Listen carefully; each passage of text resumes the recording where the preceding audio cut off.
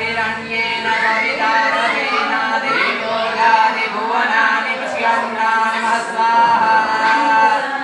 ॐ मायिमं देवा असपस्मत्भूषु परमं महदेशपराय महदेज्येष्ठ्याय महदेजानराज्यादेन्द्रियाय इममप्यक्रमप्येन्द्रंस्येद्विष एव भौमि ब्राह्मणानां कुलाय सोमोऽस्माकं तयो सोमाय नमः